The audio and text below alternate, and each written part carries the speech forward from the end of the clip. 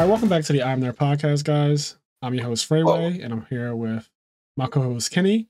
And we also have, in person at my apartment, is Stango, and, my partner in the Master and Pupil series. So this is actually an interesting weekend because it was the Philadelphia Regionals, December 17th. And Stango and I went to play Edison format, since this is the first Philly Regional where they actually allowed Edison format side events, which was really fun. We showed up. First thing we did was immediately get Reading Terminal. If you don't know about Reading Terminal in Philly, it's one of the most broken places in the fucking country, honestly. It is so good. It is essentially just like a marketplace inside of a building where there's nothing but vendors selling all different kinds of foods and desserts and fresh groceries and stuff like that, seasonings, all kinds of exotic shit. And there's like soul food, there's barbecue, there's Amish people, there's all kinds of stuff, and all of it is good. Yeah, that place is wild in terms of the food quality, but I always look at it every time I've ever been there and been like, if there's a grease fire, everyone in this building is dying. Okay, well, that's more than hell. No, because Fraser, I got scared. I was just like, it's been years since I've been in here, and I was just like, I just remembered how jam-packed it is all the time. Oh, so you started thinking about your mortality. Yeah, I was just like, this is not an okay. But honestly, like, emergencies are not okay here. So I don't know if you know, but the Reading Terminal does have like 18 entrances and exits. Really? Yeah, it's actually surrounded on all of its sides with exits. So, and I think it's because maybe, God forbid this ever happened, but maybe something did happen one time. Yeah, I feel like, because I was actually about to Google it, because anytime that I think about like just like those kind of real life events of just things occurring, I'm like, I'm going to Google this. I'm like, I want to know the history of it. You want to see if there was a trampling. I almost want to say a rumbling, if you will. I almost want to say with like almost certain, like utmost certainty. I haven't even looked it up, but I'm like, sure, something crazy has happened there before. Well, just know that the fire codes, are in place, so they definitely have to have a certain number of exits for the amount of people that are in the building. So I've never thought about a fire breaking out and all of us dying inside in a terrible way, but I'm glad to know that when we were walking around trying to find food and sustenance, but the food was great. Okay, the food was great. All right, is that what you wanted to hear from me? Because it was. The food was amazing. I never thought about like a fucking fire happening in the Reading Terminal and it just taking everybody out. Like, think of where we were. We were like in this cubby seating behind a line. We were in the middle of like nowhere. We were in a bad place. It was the worst place. Only if a fire broke out, which I'd never considered ever. I ate my food. Now Fraser's going to be afraid every time he goes. He's going to be looking around like... I'm going to be looking for exits every time I'm in there. No, you just ruined me. Something that I go to pretty much weekly, you just ruined it for me. Yep, that's what I do. That's why I'm here. But I had a really good time this weekend. We did end up getting soul food, like fried chicken, candy yams, mac and cheese, banana pudding. At some point, Xavier brought that to us. Not to me. He didn't bring it to you, but he did give me one. Damn, and that was cold. Yeah, that was cold. He had a sadness in his voice. Not me. Not to me. Well, even when Xavier brought the bag of banana pudding, I was like, oh shit, you went to get banana pudding, you didn't bring me any? And then he was like, that's funny because, and he just put one in front of me. And this thing I was like, where's mine? And then he was like, yours is still at the Reading Terminal. Don't keep Nina waiting. The place that sold the banana pudding is called Sweet Nina's. And I made the joke about, you remember we had the Sonic joke for Friendsgiving? Mm-hmm. Like, don't keep Sonic waiting. Like, yeah. Don't keep Nina waiting. Don't keep Nina waiting. Go get it. Go get your banana pudding. It's at the Reading Terminal. It's waiting for you. I left yours behind. But yeah, it was a really good weekend. Lots of Yu-Gi-Oh! Everyone showed up too. Sean McCabe came. Silverman always Ven, so he was there. A lot of Chris LeBlanc, Hani Jawari, two of the last YCS winners were there randomly.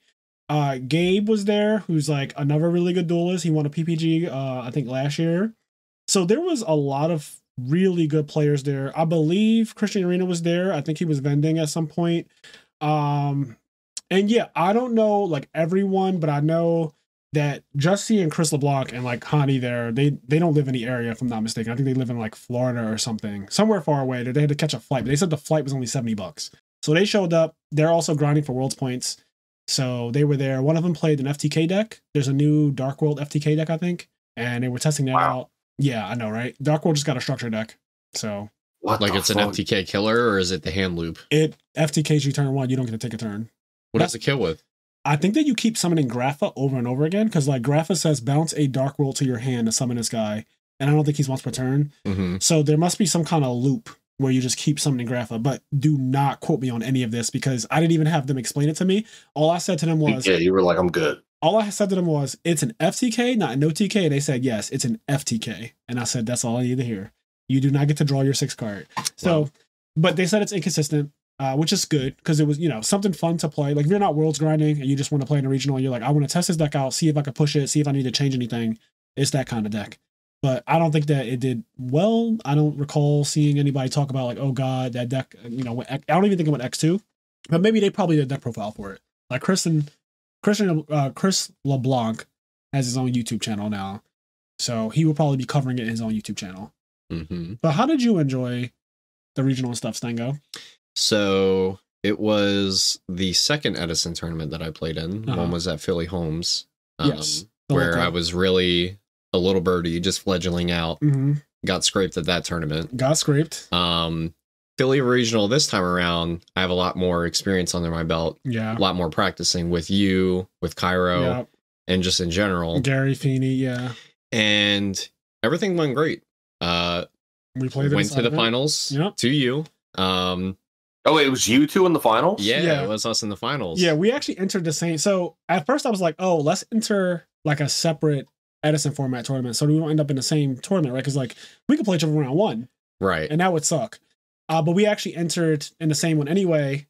And thank God we did because we pretty much were in the last one. Yeah. We didn't realize that like we got there at noon. We got Reading Terminal. We ate our food. That took about an hour and a half to like get our food. Reading Terminal is slow as fuck. So to get our food, to eat our food, to come back. We were back at like 2. Yeah, we got back around like 2 o'clock, 1:32, and we entered the tournament. And we were in the same tournament. We were opposite brackets, like opposite sides of the bracket, I should say. Yeah. And I beat my opponents really quick. Like I just 2-0 both of them. And then I was watching Stango play, and honestly, I did not expect Stango to get all the way to the finals out, but I was very happy because when I was watching him play the one guy, you were playing against like some kind of hero beat deck that played Umi. Yep.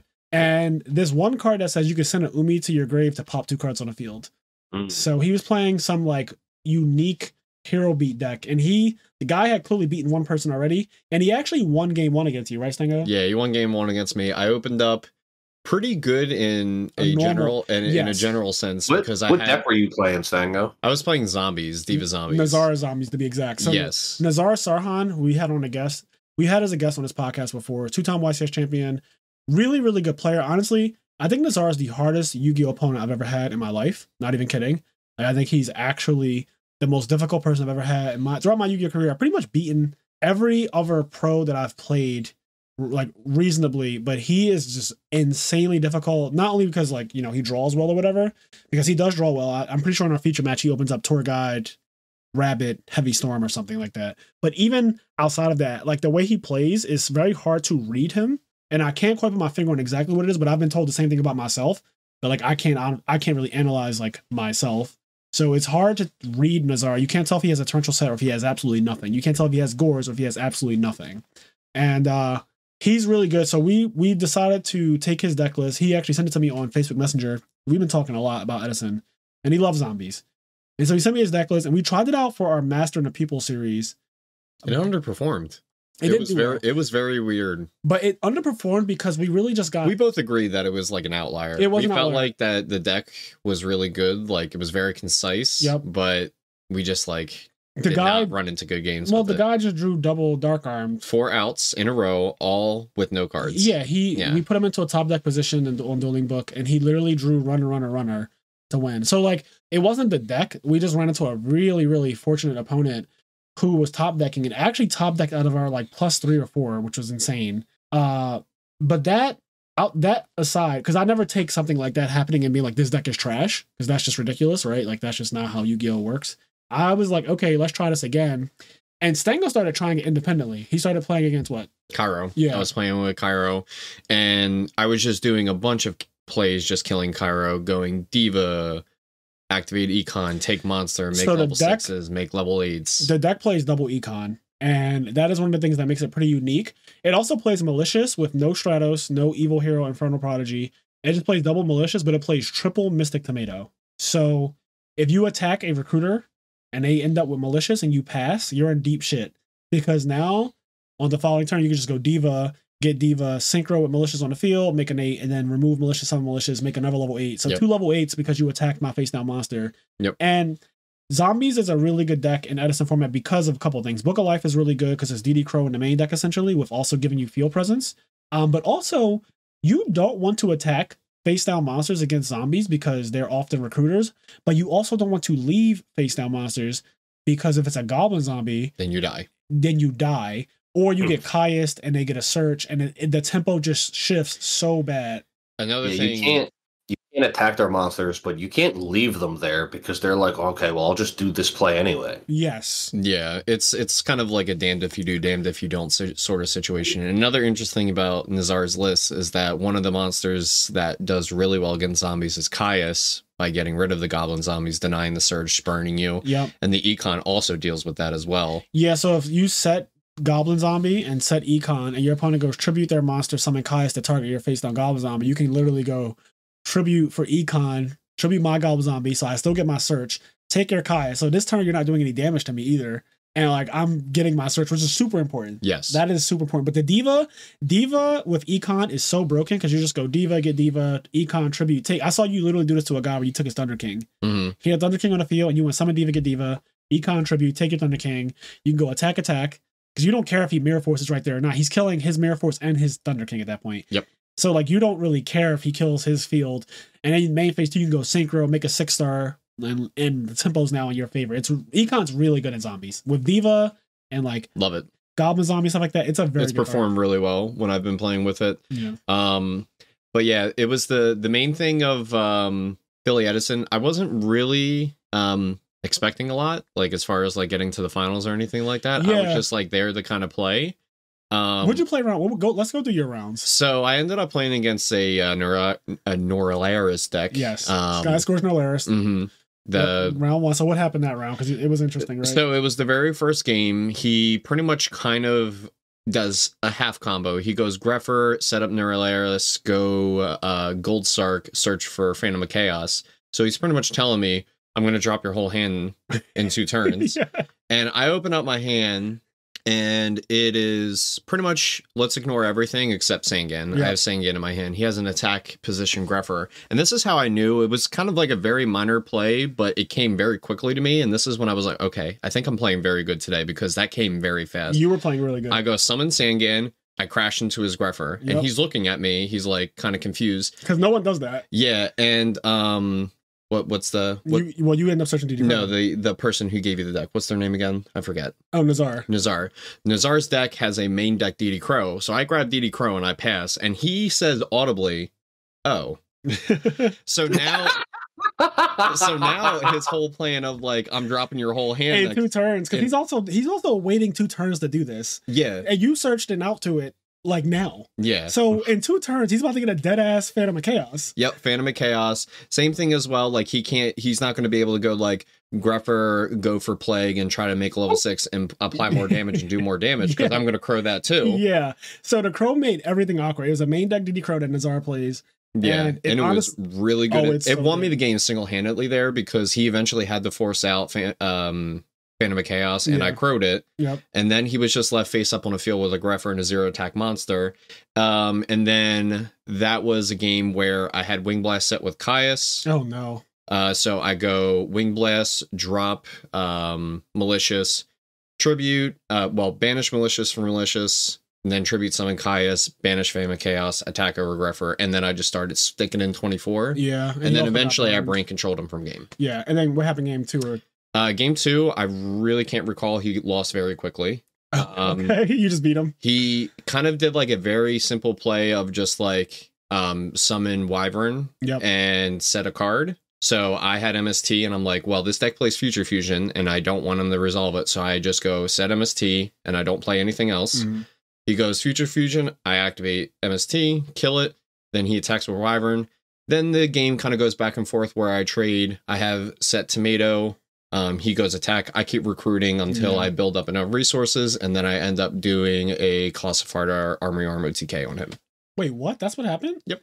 Oh shit! You were styling on people. Yes. That's what's up. You did not tell me at any point yesterday that you Colossal Armory on somebody in tournament. Yep. Oh shit! That's fucking what's up. Because eventually what ended up happening is that I had Book of Life, and I was just like, okay, well, this tomato can actually recruit for a plague, and I don't remember exactly what else came after that. I think it was just 2 level 2s. Well, yeah, because you could just summon Raikou and stuff like that. Yeah, that's who it was. It was Raikou. So you had to see that play too, because that's obscure in Nazar's deck. Because Nazar's deck's not really designed. Yeah, it can't really do it because it doesn't run Prodigy. Yeah, so the fact that you knew, like, oh, if I recruit Plague... Because that deck doesn't play real back row. So, like, I honestly just... It was a greedy play against, like, a lot of different decks, but against Neuralaris, they don't play back row. What's interesting about it, though, is that we played Nazar's zombie deck a lot. And like on Dueling Book, we played it a lot, and never once did Colossal Armor Arm come up. So it was never really an option, or even like a play that we could like lead up into. Yes. I just eventually saw it as like, well, Mystic Tomato has fully recruited out of all of his copies, so now it's time to bring out something real. And I was gonna bring out Goblin Summon because I had Caius, and I was like, well, he has a Darkness Metal in the field and in attack mode. Attack mode, and I mean, I can go Caius, but I think that's just game. Yeah, I could just kill you because like. He had 2 back row set and was like, well, they're not real though. They're not. Yeah, it's just like I don't know what they were. You're playing Mirror Force, Deep Prison, Bottomless, Torrential in your Neuralaris deck. Like, absolutely not. I don't think so. Yeah, so you knew that his back rows were fake, and you went for game. That's crazy. Yep.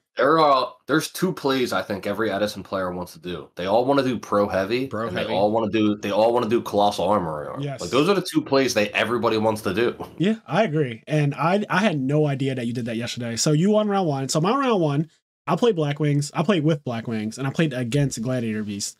I 2-0'd him quick. It's great. I was going to say that sounds like a fucking scrape. It was. Yeah, it was. I can't even recall anything remarkable about the game.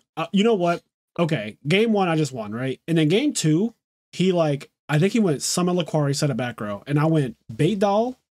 If people don't know what Bait Doll does, Bait Doll forces the activation of a set back row, and if it's a trap card, it destroys it unless if the timing is not correct. So basically, if you Mirror Force, if you go like C Mirror Force, C Deep Prison, it just pops it. Yep. And then Bait Doll returns to the deck after it resolves. So after Bait Doll looks at the face down card, destroys it or whatever, it'll shuffle itself back in the deck. So it's an unlimited number of MSTs, essentially is what it does. If you hit like a Book of Moon or MST, it sucks because it doesn't do anything to it. But you'll have the information, I guess. But honestly, in this format, most people are just setting real traps. And so Bait Doll really hurts. So not enough people are playing Book of Moon for Bait Doll to be kind of bad. Yeah, Bait Doll is really good right now because of where Edison is right now. So I Bait Dolled him. I popped his back row. Don't remember what it was. Then I just went Summon Shura, attack, Colute over your Laquari. You take 14, get 800 guy Vayu, crack him for 800. So I think right there you take 2200 on my first turn. Then I Synchro, made Android, set a back row, and Android is 2400, and I gain life. So it was just I have a really big monster. You have no field now. And on his following turn, he tried to do something. I think I deprisoned when he Marmillo test tigered me, popped my Android, attacked, I deprisoned or whatever, and then he just lost the game from there. There was nothing remarkable about the game whatsoever. I just absolutely overpowered him. I think I dropped Dark Arm at some point, but it was unnecessary to even do that. I definitely dropped Dark Arm, and it was just there was nothing about it. And then my round two, I played against Plants. And if you don't know, the most favorable matchup for Black Wings is to play against Plant Synchro or Dandy Warrior, whatever you want to call it. That deck sets monsters constantly, and a lot of them, they end up getting tokens and shit like that, and you have a lot of trample in your deck. You also just naturally, because Shura beats over... Shura and Borofood. Yeah, everything is just Shura and Borofood, so the whole deck just falls apart against Black Wings. So the guy I played against, I play him at locals all the time. His name's Anthony. Shout out to Anthony. He's a really good sport. We also did a little deck doctor session after the match where I helped him out, because I think his deck, it could be a little better, because he really, every time we play, he really doesn't draw traps like that. He only plays 7, but he rarely draws more than 1 trap per game. And I guess that's not the craziest thing once I realized that he only plays 7, but it basically was what I'm saying is every time we play, I'll overrun him because I'm able to just summon monsters constantly. Yeah. And if you don't have a back row against Black Wings, it is just free reign to do anything I want. And I deal so much damage to him. So I beat him 2-0. And honestly, there was nothing really crazy about the match. I just straight up beat him. At every point, everything that he did, I pretty much either stopped it or I just had an answer to it. He Kai's me, I went Summon Bora, attack Colute. Then he had to set a Raikou when he was down to 1400 life points, and he just gave me the handshake because he was damn, no matter what position I put this Raikou in, you have a Bora on the field. And that is game. He drew Raikou for turn. And I was that's actually crazy. This deck is so anti-plants because even a Bora is going to kill me. Like that, just that alone is going to kill me because I drew Raikou. So yeah, the deck plants, it's not the worst deck, but I hate Quick Draw Synchron, as a lot of you already know. I think that card is fucking awful. And I am just not a fan of the deck in general because I'm at the point in my life where I just hate setting monsters. I just don't like setting monsters. That's where I'm at in Edison. Yeah, setting monsters. Unless I could set monsters and zombies because they actually will lead to a kill. Yeah, setting Raikou doesn't really lead to a kill. Setting Raikou just leads to like. That's the thing about zombies is that like zombies also have that same problem where they have like Bora and Shora food for both of their sets, but they have to actively play around like the recruiters, and also like they eventually can just like get OTK. Yeah, kill. I can get overwhelmed in a zombie matchup. It's not easy because Blackwing plays a lot of traps, and if honestly any trap stops a zombie play in the Blackwing deck, so Icarus Attack, Oppression, I play Compulsory Evacuation Device in the main deck. I really like that card. There's also like, if you play Torrential, you play Bottomless, Solemn Judgment, there's a lot of cards that just interact with zombies, and it makes it where Blackwings are really resilient against the deck and really just always positive in card advantage. Because the way I see it, for zombies to make a play, they need 2 cards every time. It's never like Blackwings can just go summon Shora, and that is a play by itself, right? Yep. Summon Blizzard, that is a play by itself. Zombie is a combo deck in nature. It's a combo deck. So it needs usually a combination of cards to make a strong play. Yeah, you don't do anything in zombies that threatens me with 1 card. Like you just with just a Goblin Zombie, I'm not threatened. With just a Pyramid Turtle, I'm not threatened. It's when you have like a Caius with it or a Tuner with it. But the problem with that is when you start to use multiple cards to deal with Blackwings thrive. You start, because you start just going into a war of card economy where you're getting minus every time because you need to use 2 cards to match their 1. Yep, you go make Brionic and I just go Bottomless it. You go summon Caius and I'm like, that's fine. I'll just go Goyo Guardian next turn and attack and take it. Like everything is just like a really simple. I'm using 1 card every time, but you have to use 2 every time. So that matchup, in my opinion, is very favorite in Blackwing's favor as well. Yep. And so I just pretty much had a really easy time because round 1 Glad Beast, which I don't care for that deck in Edison format anymore. Round 2 was Plants, and then round 3 was Stango in the finals. And I had to 2-0 my pupil. I'm actually realizing I didn't lose any games in that tournament. I just kind of you did go undefeated. Like literally, like we played game 1. It was interesting game 1. So my hand was broken. I had Diva Econ. Who won the die roll? You won the die roll, right? I did. Okay. And I had Diva Econ and like a few other reactionary things. I think even Brain Control as well. Yeah, your hand was nice, you said. Yeah, my hand was really good, but it doesn't really play by itself because I can't just go Diva, get Gilman, which I don't even really think is that good in this zombie deck. Yeah, and it's especially against Blackwing as well. It's not good against Blackwing. It doesn't do anything. Yeah. It's just honestly a vanilla because they can get over it with many things. Yeah.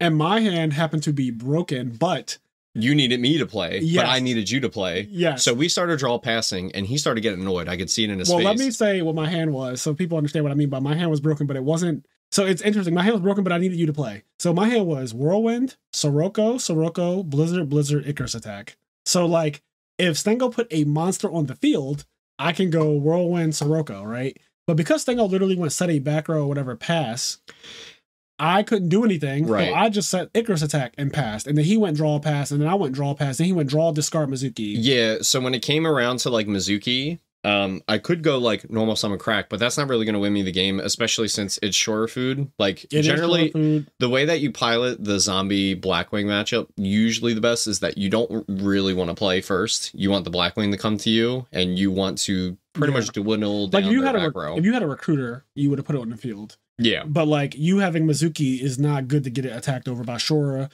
and it also enables Sirocco. So 6 of my cards become live because you put a Mizuki on the field. Yep. So on the end phase, Stengo has 7 cards, and he's just like, end phase, discard Mizuki. And I got fucking pissed. You got annoyed. I saw it on your face. But like, I am good at not showing my emotion. I just kind of like, I looked at what you did. He is saying it was good, but I saw it. I stared at the Mizuki, and then I looked up, and then I drew for turn, and I was like, all right, I'm not waiting anymore.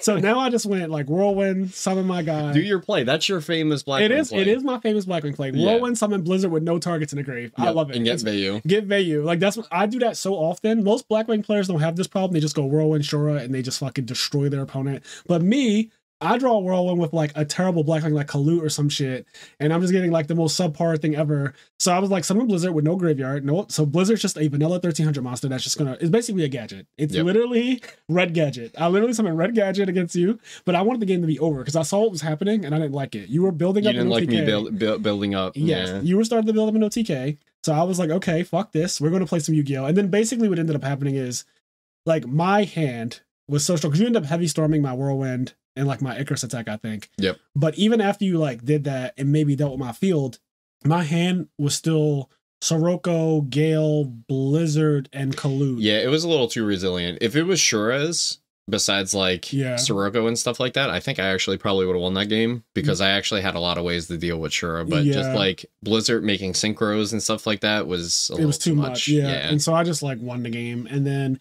so that was game one. Then we sided. Yep. Game two, what happened game two? So game two, just a spoiler alert, I definitely sided incorrectly. That's one which we found out afterwards, but he bricked really hard game two. Yeah. And so I basically didn't Diva, Malicious, and DD Crow was in your hand, I believe. DD Crow, and then two other irrelevant cards, but they didn't do anything. Yeah, it was all bad. You at least went set MST turn one. Yeah, because what it was, and I knew and I knew what it was gonna be, because I said pass, I was gonna draw pass again, and I was like, well, yeah. I said MST, and he smiles because he activates Whirlwind and he goes his card. And and I go, all right, well, this is why I did this MST, because I knew this motherfucker. The game would have ended immediately if he didn't set MST. I felt like I was supposed to win game one, and now what he's going to try to do is just get me out of here real quick by just going Whirlwind Shura. So I was like, no. I smell blood in the water and I go for it. So the second you set one back row pass and I saw my hand had Whirlwind Shura, I was like, oh. You don't get it enough. So you got to do it when the game gives it to you. Absolutely. So I just went Whirlwind Shura, but he MST'd me. And then I just attacked for 18. I was like, I'm not playing around Gores or anything. I attacked for 18. And essentially what happened is I like set a back row or two. I passed. And then he just he looked at me and I go pass again. And he said, you pass. I'm like, yes. Oh, no. I pass. Yeah. And I knew right there, his hand's unplayable. Yep. And I just go draw, attack again. Like immediately. And then essentially that was 3 turns of that. Yeah. What I believe firmly is that if you let your life get that low against Blackwings, like if Shura gets to attack 3 times, you lose it. You can't come back. You have to kill me at 1 turn or you won't win at all, because you are so low and the deck is such a damage deck that I could do ignorant things like literally Kalut over your guy for game at any point. Or like if you put a guy in defense mode, my 2800 trample guy, piercing guy, like will kill you. You know what I mean? Yep. Or I could be ignorant and go Brionic, pitch my whole hand, bounce all your field, attack for game. Like once you get low, it's such a trivialized game state. So after I attacked 3 times, you didn't do anything. I already knew the game's over. Then you drew and just gave me the handshake, and I was like, damn, what'd you have? And you showed me your hand. It was like completely unplayable. But then we started talking, and it was actually a while before I got the reveal. Well, it was because I was playing against the fairy Lightsworn deck. Yeah. We started playing friendlies afterwards, and I forgot to decide. Yes. So I started deciding, and I was like, give me your opinion on my side. Yeah. So so after the tournament's over, so I win the tournament, right? I get the mat, and then me and Stengo say, all right, well, we might as well play some more Edison format. So we set up shop with a bunch of other people playing Edison at a table, and we were about to play game 1. But when he drew his opening hand, he was like, oh shit, I forgot to decide from when we played each other just now in the finals of that tournament. So he's going to decide, and he asked me like, oh, what do you think about what I sided in against you? And when I saw what he took out a tomato, a pyramid turtle, a Raikou, and a Spirit Reaper. So he took out 4 of his monsters that like you need turn 1, right? Like if you're going first, you want either of them in your opening hand. Yeah. So he sided them out.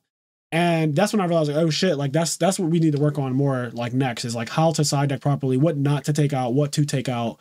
And then also at the end of the day, we also reached out to Nazar to ask him what he sides against Blackwings. And he told us he just sides in Trap Stun and takes out like Caius. And yeah. And that makes sense because it can be hard to get the Caius off, and he doesn't play multiple Book of Lives. If you play more Book of Lives, I can see Caius being a little better.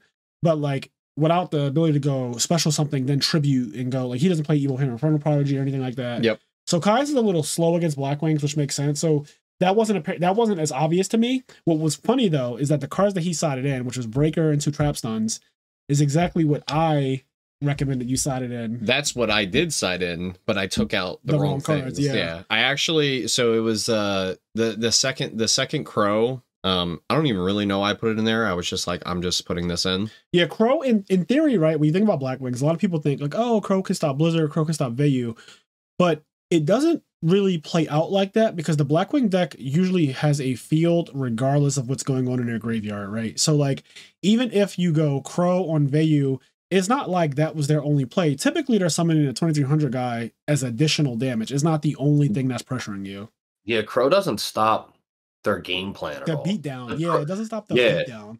They're just already swinging. Like, by the time you get to use Crow, like, they're usually already swinging. Also, think about this. Think about how bad DD Crow is in a situation. I have a Shura on the field. I've been already attacking you with Shura, right? Yep. On the next turn, I go Summon Blizzard, activate effect, target a guy in my grave to bring back. You go Crow. My field is still Shura 13, and 18. now Blizzard. Yep. So that's a Synchro still. And it's 3100 damage raw. So, like, okay, you crowed me, but Blizzard, that's a -1, by the way, because Blizzard's still there. Yep. You hit something out my graveyard, but the Blizzard's still there. And the Synchro opportunity is still there. So everything about it, it's just, it doesn't feel good. Yep. Crowing a Vayu is not the worst because it is a 1-for-1, like activate Vayu. And then, but sometimes it's not a 1-for-1. Depending on how the Vayu got to the grave, it's not a 1-for-1. Because if Shura attacked your guy and killed it by battle and activated it and summoned Vayu, that's a free plus. It's a free plus. Yep. The Vayu was just I got it for free. I beat your guy in battle and I got it for free. So when you crow it, when I activate it later on in the game, just card even. You literally, you -1. Like you literally go minus. You lost a card, and that Vayu was just something that was just it was given to me for free. Like I didn't do anything. I just literally attacked. I played the game. The Vayu's in the graveyard now, and at some point during the game, you crow it. You literally lost a card, but I didn't actually I didn't draw that Vayu. It just got sent to my graveyard because I literally killed your guy in battle. Yep. And one of the best ways to get +1s in Edison format is to just kill monsters in battle. Blackwings do that very well. So Blackwings get a lot of pluses from just beating things in battle. Makes the deck really strong, and it also has effects when it beats things like trample or get a guy from my deck. So the deck is really good. I personally believe it is the best deck in the format. A lot of people are unaware of this. There's actually an entire episode on Edison format I want to record that I kind of want to talk about where Edison format is now and like things that I think are wrong with the format, things that I still like about the format. I also like that it has evolved since the last time we did an Edison format podcast. Like a lot has changed. Opinions have changed. Decks have gotten better. New things have entered the meta, like Legacy Yatagarasu / Jar of Greed. There's a lot of things that have happened that have made Edison format a lot more fun and revitalized when I thought it was kind of solved and boring.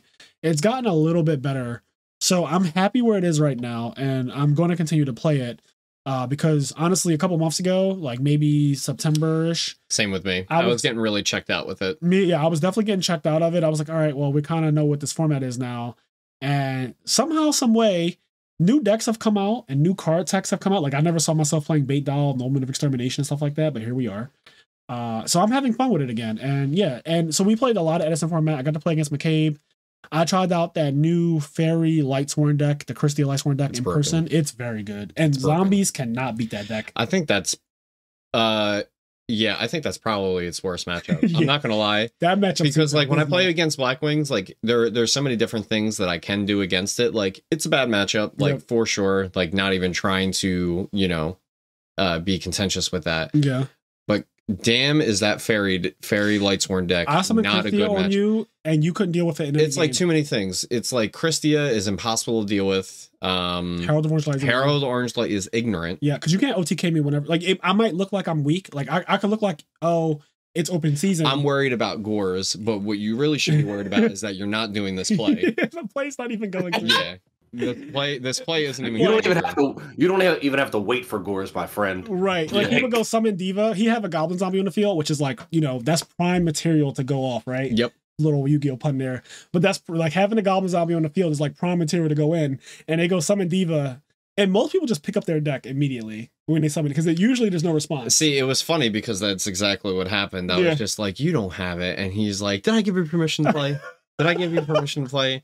And he slapped because he was eating ice cream like a fucking piece of shit. Yeah, you were eating ice cream, and I decided I was playing. I was like, did I give you? And permission? you were like, did I give you permission to play? I couldn't even get it out. Yeah, I was like, did I give you? Your mouth was full. Did I give you fucking permission? Then you dropped them.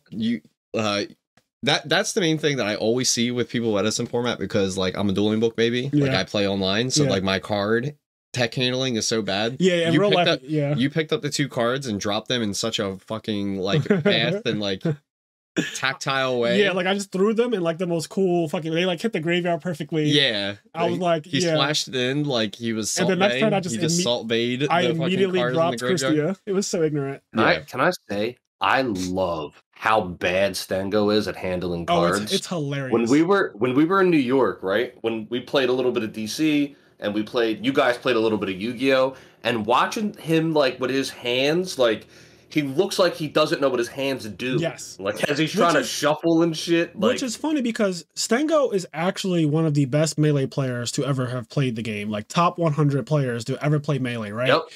And it's so interesting because his hands are the reason why. Like your hands, your muscle memory, your hand-eye coordination, stuff like that. It's a lot of technical skill that goes into playing Melee. And also, you play PM too, and you're really good at PM as well. You got invited to like the PM Summit a couple months ago. We covered that too. But you're so good with your hands in video games. But when it comes to Yu-Gi-Oh, watching you handle cards is so fucking funny. You look like a child, like an infant. Like how an infant doesn't know how to hold their food or something, and they just keep dropping shit. Yeah, but it's you did so a little dumb bit better yesterday.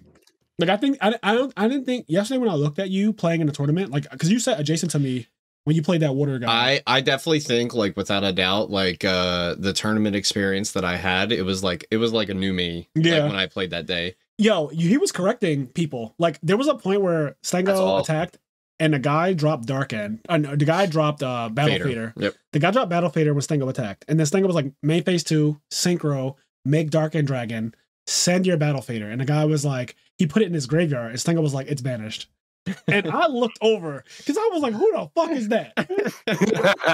Like, who the fuck is that? Yo, that caught me off guard. Yeah. I could not believe it. So I was like, yo, like, this is a new guy. Like, you are not the same person. So that I was very, very pleased yesterday. We played a lot back and forth, and we played against different opponents. At one point, you were getting styled on by a Fortune Lady deck, which was so funny. Well, that's because I was 1 foot in the grave. Yeah. You saw me. I was sleepy. You were sleepy, though. Yeah. So the problem is that like the day or two, or honestly the whole week. Last week, because I was trying to do Master of Pure with you several days in a row, and I just kept falling asleep. You kept falling asleep, and I was like, "What is happening?" My sleep schedule was just really, really struggling, and it was after the Edison tournament, we were just playing friendlies with people. I was playing with my GOAT format teammate, and I just like got so tired all of a sudden. I started forgetting like what effects did. Yep. I started playing cards incorrectly. I calculated a lethal incorrectly. Oh, I didn't catch that. Well, I was playing my own. I had my own opponent. Yeah, we were sitting right next to each other. Essentially, what it was is that like I like took his monster with Brain Controller Econ. I don't even remember. But like I eventually just had the field, and I was like, well, I'm not doing anything with this actually. So I just scooped because I was just like, well, this is not doing anything. Like, let's go to the next game. I don't know what I'm doing. And then I got my second win, and I started picking it up. You literally said to me, I just got my second win. And I was like, what are you talking about? You got your second win? Because I thought you meant W-I-N. Yeah. But you were saying wind, W-I-N-D. Yeah, I was waking up, and then I won like the last 3 games. Yeah, you just started scraping them. Yeah. And yeah, I was playing my opponent. I played Black Wings. I played the Lightsworn Fairy deck, and he played an anti-meta deck, which was so funny. I had such an ignorant interaction with that. So this guy, he's one of my friends from like, the past. He hasn't played Yu-Gi-Oh! In a very long time. His name's Wayne. Wayne's from Delaware, and he was sitting next to me watching me play Stengo, and I'm scraping Stengo up with Christia deck, and he can't do shit, right? Like every game was just really bad. And Wayne watches me play Stengo with this Lightsworn deck, right? So after a while, he goes, "Yo, Frizz, you want to play?" I was like, sure, why not? And before I said sure, I kind of stared at him for a second, and I wanted to say no because I was having so much fun playing with you that I honestly wanted to say no. But then I was like, well, I'm here with people who don't get to play Yu-Gi-Oh! Like often, especially with me and stuff. So I said, fuck it, I'll play people who challenge me. So he challenges me, and I say sure. I say, but you gotta go around the table. So he jumps over the table. No, I jumped over the table. Okay, well, I'm the one who did the. All right, well, I forgot. He didn't walk around, though. I did the Deuce of Hazard slide over. He did something too. Anyways, he comes over the table. He sits down, and game 1, he's like, summon Thunder King, set some back rows. So I was like, okay, that's interesting, but okay. I didn't think too much of it. Yeah. And then so I deal with the Thunder King. The next turn he goes summon Fossil Dyna. So then I was like, wait, what the fuck is this? And then like turn 3, he summons a Banisher to Radiant. So I was like, wait. You watched me play Lightsworn against my friend for the last hour. You literally sat there. Also, mind you, while I was playing Stengo, I noticed in the corner of my eye, he's building a deck. He was building a deck while I was playing. Like he was actively, mind you, Kenny, he's sitting on my side of the table. So he's looking at my hand. He's looking at your hand. He's watching. He's commenting on plays. Like he's actively watching while building. And he's building a fucking side deck to play you with. And then he goes around the table, plays me with an anti-meta deck that main decks Banisher, he main deck D-Fisher, he main deck Thunder King, Fossil Dyna, double Starlight Road, all these ignorant cards, right? So we're playing, and as we're playing, it's unfolding more and more how ignorant his deck is. Yep. And so it gets to a point where, mind you, I had to let Stengo borrow my call of the Haunted. Oh, I love this. This was so funny. This is so funny. This is so funny. So okay, we gotta tell the two perspectives. So let me tell you from mine, and then I'll let you elaborate. Okay, you think yours is okay? Yeah, because it's like I'm sitting here secondhand, and I see you getting annoyed because you're just playing against this bullshit. Yes, like I'm annoyed that he would challenge me with an anti-Lightsworn deck and like act like everything is okay. Like he played me, he didn't. It would have been funny if he would have started laughing at me when he like summoned Banisher and Radiance or something. But the fact that he tried to go summon set 2 and just like and was silent and was acting like we were playing a legitimate game of Yu-Gi-Oh made me so mad. I was like, get the fuck out of here. Anyways, go so ahead. He's this is game 2. And what happens is that the game starts. Frazier I think sets like Arcus or some shit. Yeah, he just wants a big butt, and he goes Nobleman across out. So I'm like, damn. So this deck's just hateful as shit. Yeah, like he's playing go format cards in Edison. Yeah. So a few turns pass by, nothing really of significance. Oh, shit. And I think what happens at one point is that Frazier realized that he has a Royal Decree set, and this is a Royal Decree that he proxied against me as Call the Haunted because I was borrowing his call. Yeah, so let me jump in right here. So, I know where this is going. So this is how funny this match is. It's so good. So I let Stengo borrow my only Call and Haunted. Well, I have several Call and Haunted, but on me at Edison Regionals, I only had my one Call and Haunted. So I let Stengo borrow it, and I had to proxy because the Fairy Lightsworn Christia deck plays one Call and Haunted. So I had to proxy for another continuous trap card. Right? I was like, well, I might as well make it a continuous trap and just tell people it's Call and Haunted when it comes up. So when I was playing against Wayne, I was like, well, this is just the decree now. No, that's not what happened. I'm telling you, from my perspective, he had it set, and then he started laughing for no reason. Yeah, because I was like, he started chuckling to himself. I'm like scouring and searching. Proxy. Yes, he doesn't know because you didn't tell him. Because it really, I feel like it didn't come up in your mind until you realized that you had Royal Decree set. Yes. You were just like, I have Royal Decree set. Yeah. So you started laughing. I started laughing. And I was scouring because I was trying to figure out. I was like, what's going on? Like, is something funny about to happen? And then you're laughing, looking at me like, here it comes. And you flip Royal Decree, and I'm like, oh, yeah. So this is a Royal Decree. It's a real Royal Decree. Yes. Yeah, that shit was so funny. Oh, that was so funny. So I just was laughing. So he didn't know. He had no idea. He had no idea what he had no idea. About. He had no clue. We were dying. And then after you won that game, I was just like, so how's that Call of Haunted treating you? I was like, yeah, that Call of Haunted's so good. He still didn't know what we were talking about because he was like, I just lost to a decree. Yeah, that was all he knew was that he set 3 backwards and we got decreed. Oh, it was so funny. That is fucking awesome. Yeah, and then as soon as you guys started talking, I think, oh, that's so good. And then it stayed as a Royal Decree. Yeah, it never changed. Well, it never changed to a Call of the Haunted. Since he was an asshole and played me with that macro fucking deck, I was like, yeah, now you beat him anyway. After you won the set, he's just like, all right, let's play another one. And it's like, no, fuck you, Wayne. And he picked up his cards. I was like, yeah, fuck you. I'm not playing this deck in that matchup again. I switched to black. I said, here's my roll deck, and I pulled the Blackwing deck out. You won so fast. I 2-0'd him so quick. Stengo was like, you beat him? I was like, yeah. Like game 1, right? You were like, you beat him game 1? I was like, no. Like, no, that's a set. I 2-0'd him. He was like, what? I was like, yeah, he lost game 1. I went summon Shura, attack over your shitty Fossil Dyna, like OD on you. Like I just fucking like Icarus attack on the end phase, destroy your Starlight Road, destroy your other bullshit. Like, he got ruined. He got fucking ruined. Then I game 2 Dark Armed him and he got ruined again. And he was like, all right. I was like, yeah, this is my real deck.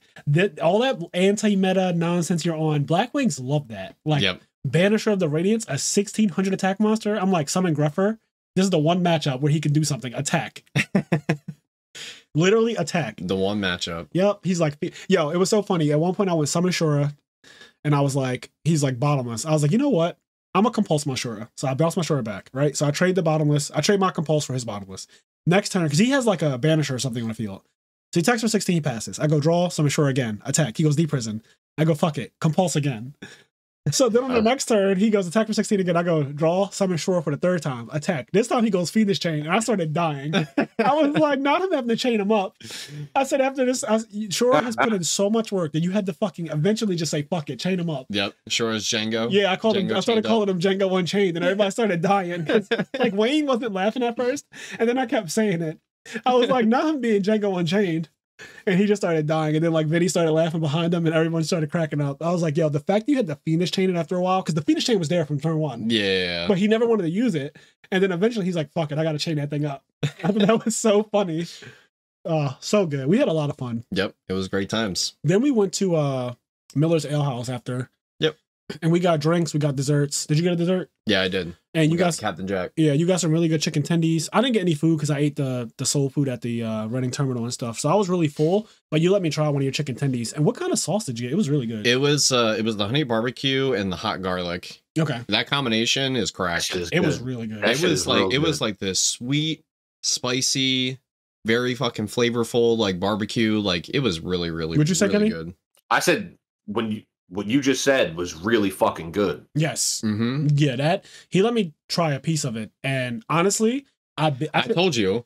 I was just like, now that you taste that, you regret it a little bit. I know 100%. Yeah. After I bit into your chicken tendy, I started immediately thinking like, damn, I kind of want to order of these now.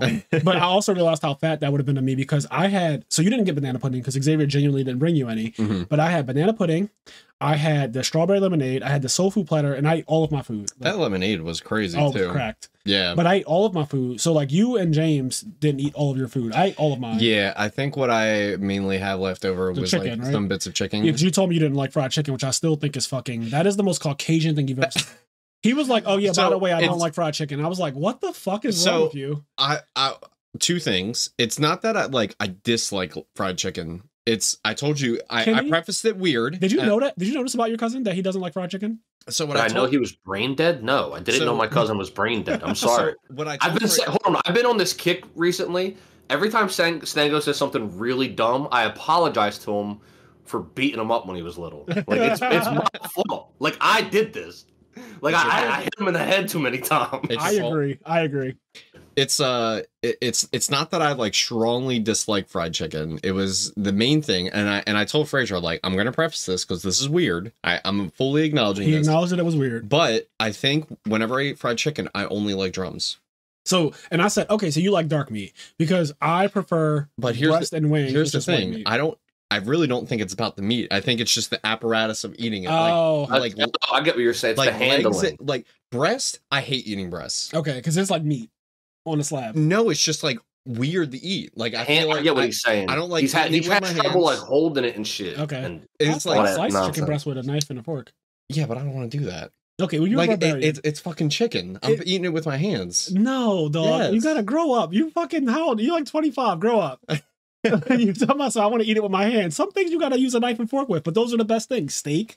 How do you eat steak? With a knife and a fork. But that's different. I was scared. I thought you were about to say with my fucking hands. I was gonna. It's like a man. Depending on the situation, if it's like a barbecue, like and it's like hard to like get a knife and fork. Like I'm manhandling that. So at a cookout, right? Like I can almost understand you picking up. So here's the thing: I would never say at a cookout that I don't like chicken because I'd be targeted. You would be targeted. You would be targeted. First of all, I couldn't bring you around my people. I would be called a spy. You would be the ops. You would be the feds. You would be ostracized. We would all. My sisters and them, they would look at you and then they would whisper to me like, "Get him the fuck out of here right now." Get him the fuck out of here. He's a colonizer. Get him out. He just said he doesn't like our fried chicken. Like, what is happening? And I'd be like, wait, no, it's not all fried chicken. He just likes drums. But basically for you, is that drums are easy to eat with your hands. Yes, that is the thing. That doesn't explain wings. Wings are easy to eat. I really don't like eating wings because... Just say you don't like fried chicken, though. No, I'm just... Because you're lying now. Wings are easy to eat with your hands. Wings. I'm not saying that I love fried chicken because, like, I don't. Wings are not fried chicken. I don't. Unless we're talking about, I guess, fried chicken. All right, fine. Like, I thought we were talking about regular wings. Never mind. No. I'm talking about like the actual wings. They're just difficult to eat. Oh, you're talking about. I got you. They just don't come easy. I don't agree. Wings, you rip them apart. So this soul food place we went to, Kenny, they serve whole wings, so like the full wing, right? And yeah. I thought when you said wings, I thought you were talking about like buffalo wings. I was like, wings are not chicken. What's happening? But then I put it together. Anyway, continue. I'm sorry. Yes. So like wings that you tear apart, I don't think they're any harder to eat than actual wings. Also, I actually really like the tip of the wing, like the actual tip when it's fried. I love getting like the wings from the Chinese store. Me too. Like, the chicken wings from the Chinese store, they fucking hit. Yes, the tips of I love the tips of the of wings. So when we got the soul food, they were whole wings, and you have to rip them apart. No big deal. You rip them apart. Now you just have basically the equivalent of what is a buffalo wing, and you get your drum, which apparently you like a lot. But then the flats is what people call them, like drums and flats. Yep. You don't like flats, I guess? No, I do like flats. Okay. Flats are fine because I know the technique. Yeah. I can put the whole flat in the mouth, fully get it out. Okay, so I'm just confused on where you don't like chicken. I just don't know what to say. Didn't I preface this that it's weird? It is weird, but it's also psychopathic, and I'm scared of you now. So I don't know what to say. Well, I'm here now. I'm in your room, and after the podcast is over, you've been in my house. It's going to be over for you. You've been in my house since Friday, and I found out yesterday that you really don't care for fried chicken like that, and I just still don't. Yeah, it's not. I'm not like crazy about it, but like you like I can Popeyes eat it. Though. Yeah, no, I mean Popeyes is cracked. You think Popeyes is like tier 0? Yes, and I agree. It's not close. There literally isn't anything close. I think Popeyes is a tier 0 food as well. In terms of sides. What do you get though? Huh? What do you get from Popeyes? Spicy chicken sandwich with the Cajun fries. But what did you use? That's the correct order, by the way. What did you get before? That's the correct order. That is the correct order. So what did you get before? Just drums. Okay, so this is something I never knew about you. You used to get, before the spicy chicken sandwich was invented, just drums. Just drums. And I would have known, and they look at me weird every time, but I'm just like, just drums, please. Yes. They're like this fucking white boy coming in here. I was about to say, Kenny, he looks so white just saying that to me. Just now, him looking at me saying, just drums, please. I thought, who is this white boy? Like, who is this white boy? I just want some drums. Only a Caucasian person could say what you just said. I just want some drums. Just drums. I've heard all flats, please. I've heard all types of things. No. I've heard all spicy, all white meat, all dark meat. I've never in my life heard just drums. Just drums, bitch. Just drums. I just want drums. Just fucking run that shit. Yeah. But anyways, that was really good. The whole weekend, I think, was really fun. We went to Miller's, got drinks, got desserts, got some of your nice chicken tendies. And then pretty much that was the end of the day for us. We came back home and we just talked about Yu-Gi-Oh! And stuff. I fell asleep right away. After, we talked about Yu-Gi-Oh! For like 20 minutes. And then I went to take a shower. And then you went to sleep. And then Gary, I guess, went to bed. So we just all dispersed. And that was the end of the day. And now we're here. We did some photo shoots and stuff for reasons. And the whole day was us recording Mastering the People. I just want you to know, I realized that doesn't mean what it sounded like it meant, but that sounded wild. Like we did a photo shoot for reasons. Yeah, for reasons does sound crazy, but really it's for his Tinder profile. Is what I was avoiding saying. But but we're adults here. It literally we took photos because I looked at his Tinder and I was like, okay, on your Tinder, you look like a fucking Mormon. Because in his first picture, he's dressed. No, don't get me wrong. He looks nice. He's dressed in all black, but it's very church-like. Yep. He has like a button-down shirt, but it's tucked in. I got a cross on. You have a cross on. You have a belt, black pants. So he's like wearing all black, and he has a cross around his neck. And it just looks like he's either a fucking priest or some Mormon guy. He looks like he's about to do something to kids. Definitely like you were about to. Not the priest. Definitely, if a kid or two was near you in that photo, I would say, get the fuck away from this man. Mm-hmm. Yeah, they just release a kid, start shaking. Yeah, he wouldn't know what to do with himself. Like, honestly, if you released a child, I don't know what Stengo would have done in that outfit. Because he was basically like a Halloween costume at the time. And so I said, well, your profile kind of looks a little creepy in the sense that, like, you don't look creepy as a person. But I think that when people don't, like, a lot of people in 2022 are not with the religious shit, right? Like, people don't like organized religion nowadays, especially. And when they see a profile that looks like somebody that goes to church every Sunday, that might be preaching scripture and quoting Bible verses, they get a little turned off. Because on Tinder, you're there to commit sins. So when no one wants to be hearing about just like, oh, you should be doing this about your life and Jesus and stuff like that. So when you're on Tinder and you want to commit some sins, you're not trying to get with the guy who's going to tell you don't have to strip on this pole anymore. Like, I can save you from all this. You want the guy who's like going to cash you out, fly you in. Like, you're not looking for this priest that you look like. So I said, your profile is a little misleading because you're not like that. No. Like, you're not some super religious guy. You're not some like, I go to church every Sunday. I mean, you literally played the demons game this weekend. Yes. In church, they call it witchcraft. They call fucking Yu-Gi-Oh! Witchcraft. So Witchcraft. you spent your whole weekend playing Yu-Gi-Oh! And they would not be appreciative of that. So I said, you need to get some regular pictures where you just look like a normal person. And that's what we did. So that's why I was trying to avoid like going into that, but fuck it. We're here now. We're here now. The alternative is that you guys thought we were talking about OnlyFans. Yes. Which would have been fire. Frazier was making the drops. Yes. So Kenny, what did you do this weekend? Let's hear about what you did. I mean, what I did is sad. What I did is real sad. I almost don't even want to talk about it. So, Stang already kind of knows this. Uh-oh. First of all, I worked. Okay, well, that's already asked. Because working on the weekends is just... I'm a weekend worker. I work in a bar. So on the weekend when a lot of people are having fun, like my most fun days are Sunday, Monday, and Tuesday. Yes. Like when people are like now going back to work and dreading and shit like that. That's when I have my most fun because that's... But, I worked all weekend. But you want to talk about the Devil's game. I got cursed. I got fucking cursed. What happened? I played Fortnite. No. How did that happen? So here's the thing.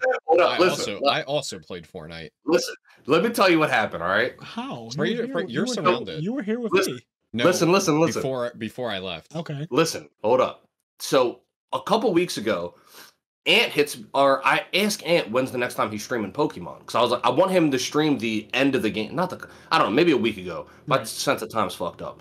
But I'm like, when are you going to stream the end of Pokemon on Critical Hit Plus?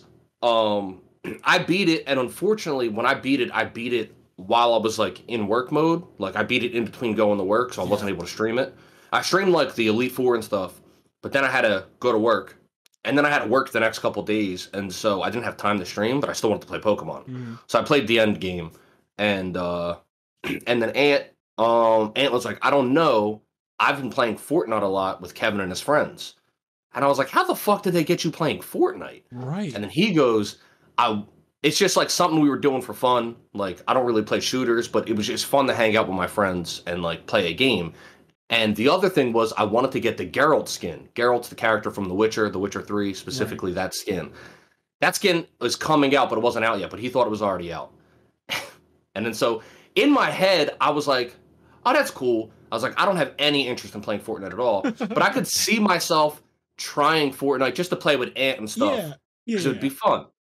So then a couple of days later, like a fucking curse, right? Like however many days later, I'm talking to Cheyenne and he has Fortnite open. I'm like, what the fuck are you doing? What is happening? And so I'm still in the mindset of like, I have zero interest in this game. I'm not playing. This game is, I don't care about this game. And then Cheyenne's in the shop, right? And he's like, look at this skin. And he was like, I'm just going to buy it. And I was like, Cheyenne, you don't play this game. Don't buy it. He's like, but I have to buy it. I'm like, but you don't play this game. That's why. And then he buys. Yeah, this is why he doesn't have money. And then he buys the All Might skin. So I knew that All Might was in this game. I had no idea. He just came out, like literally just came out. All Might came out. It was so the skin is like little All Might when he's all skinny and fucked up looking. And then you can do a taunt and he buffs up. And then you can play as big All Might. And I was like, holy shit, that's cool. And then so I kind of laughed and I was like, you know what? Just to make your purchase worth it, I'll download Fortnite because it's free and I'll play a game with you. And then I bought the Bakugo skin. It was all over. Oh no! And not Kenny. And then what did you do, Stango? And then while I was working, I downloaded Fortnite and I bought the Hulk skin. Oh, of course you bought the Bruce Banner. Incredible Hulk. I bought the Hulk skin. And then so we were just fucking ranting on Fortnite. And then literally last night, and by last night I mean like all night into the fucking morning, I was playing Fortnite with Jaden, my little brother. Oh my Jaden, my brother-in-law Raj, my sister's husband, Cheyenne, Bill, and like we were just fork knifing all night. Like all night. Did you say fork knifing? Fork knifing. We were just fork knifing, baby. Yeah. We were fork knifing all night. And like fork knifing is I ain't gonna lie, the next time I talk to Cheyenne, it might be while playing Fortnite. The game actually just kind of is a little fun. No, I know. So and it's a shame. Here's the reality. Because I never thought the game is so fun. I already knew. I never played Fortnite in my life, but I already knew it was a fun game because the reality of the situation is it can't be that popular. It can't be this popular. It's like the biggest game in the world. It can't be Candy Crush level big without it actually being fun. Yeah. So that's the first thing. The problem is I know my personality. I know how competitive I am. I know all these things about myself. I also don't care for first person shooters as a premise. Mm-hmm. So well, you're not in first person. You're in third person. Oh, that's right. That's right. I don't care for but the reality is I actually don't care for shooters in general. Yep. Except Monster Hunter. But like that's a different story. So yeah, you definitely love shooters. I love shooters in Monster Hunter. Let them add the heavy bow gun or the light bow gun and and the Rathalos armor. He's playing Fortnite. I mean, I don't have a choice. Yeah, but like they just add Monster Hunter, the Fortnite, and that's it. But I've been avoiding Fortnite like the plague because I know it's entertaining. I know it's a fun game.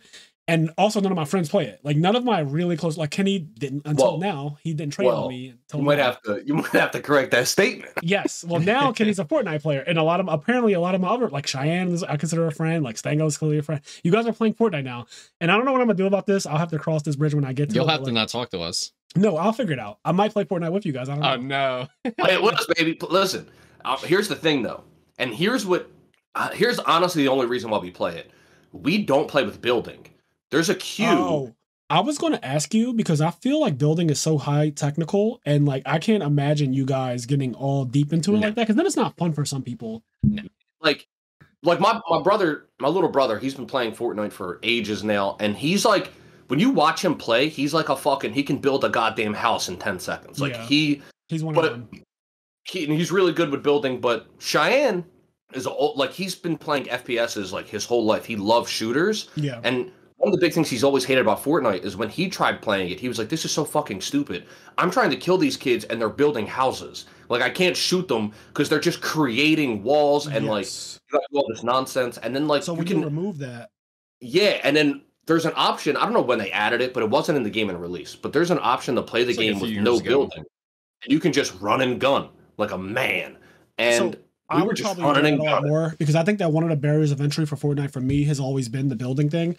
I have no idea how you actually do it on keyboards or controllers, but I've heard that you do have to be really quick and like all kinds of technical skill that I don't care for. That is the thing that about like any kind of competitive game when the best players, which I know of, like the people who are actually good at the game complain about the certain mechanics of the game. That's usually one of the weakest points of the game. Mm-hmm. And the best players don't like building because it's just like this kind of like stall. It takes too long and everything like that. They just keep building towers above each other consistently. Is that what the game actually comes down to? So it's like when the ring finally closes down to like something, it's just like you'll just have like 4 skyscrapers just simultaneously building because he goes build, shoot from above, then the other guy's trying to get above me, so it's height advantage, high ground. And we keep going.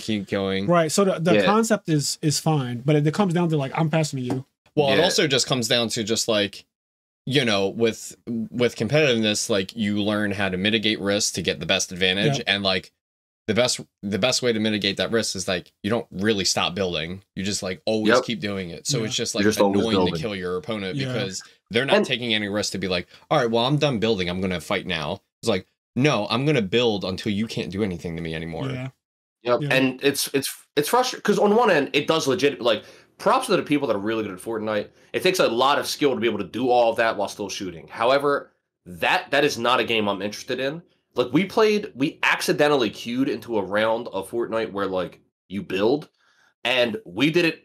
Not one of us knew how to do it. Like I didn't know what button it was, and we won that round. We got first place. Our squad got first place, and we just ran and we were running and gunning. And there was at the end, and we were just straight boomers. At the end, there was a squad that was like building. They were building houses, and we were just flanking them, shooting their fucking house down. And they're probably thinking, "What are these idiots doing? Why aren't they building?" And we were like, "I'm just shooting your shit." It was anti-meta. Yeah, it was stun versus meta. It was Wayne fucking seeing what the kids are doing with their Lightsworn deck and saying, "You want to play?" Yeah, it was literally anti-meta. My favorite part of our Fortnite excursion before I came here Friday is that Cheyenne. Another thing about Cheyenne is that he really hates like the dances. Oh my god! Like he hates the Zoomer dances. I love that stuff. And here's the thing: like I'm not particularly crazy about this, but I told Cheyenne I was just like, "Why are you so worried about it? Like let them have fun. Like they want to dance, they want to do these things. Yeah. Like I love. But by the way, so dumb." Go ahead. I have always loved the fucking dances because they're all black dances. And Fortnite has had its problematic history with like not crediting like a lot of the black creatives who made those dances and stuff like that. I think they've gotten a little better with that type of stuff. Yep. But the dances are so fucking funny to see somebody dance on your corpse and just like hitting on a little fucking and also just like Iron Man doing it. Yes. It's just Iron Man doing it as well. Or like Naruto. So yeah. Dude, it's fucked up. Naruto hitting the nay and shit. So what happens is that we're playing, and I'm the Incredible Hulk. Keep in mind, like this is who I am in the game. Yes. And I walk into a house that Cheyenne's not in. I'm like, oh, Cheyenne, shit, come in the house, like someone's come, like someone's here. I think. No, that's not what you said. That's not what you said. He was like, oh shit, Cheyenne, come here. There's really good fucking loot in here. Like he was like, there's a really good drop in here. Like he was like, hurry up. Because that's what you do. Like you share the drops, right? You're like, you're like, I'm not using pistols right now. There's a legendary pistol in here. Come on, come get, like, hurry up, come here. No. And so Cheyenne's like, all right, I'm coming. And he's like, he runs over, turns the corner. I'm just like doing. I don't even know what dance it is. It's just like. You're just fucking dancing. And he's just like, okay, I hate sure. He's like, see. You can't friendly fire, can you? No, you can't. No. Whatever the default taunt is in Fortnite, that's what it was. Just imagine the Incredible Hulk inside of a dark barn. You find him, and he's just doing that dance. I would be terrified. It was just funny because he thought he was getting a treat, but he got a nightmare. If he could headshot you, that'd be hilarious though for a clip. There's another time when before you load into the map, you're like in a waiting room where everybody that's going to be playing is like in this same room, and you're all like invincible, and you're waiting for the match to load, right? And while you're there, everybody just like spams their taunts or spams their dances, and it's just like spam. So we get in there, and there's like 3 people doing this one dance, and there's a song playing. And Cheyenne's like, what the fuck is that? And then Stango goes, what do you mean? That's a Tootsie Slide. Or the Tootsie Slide. No, they were doing the Tootsie Slide. He knows what it is immediately, right?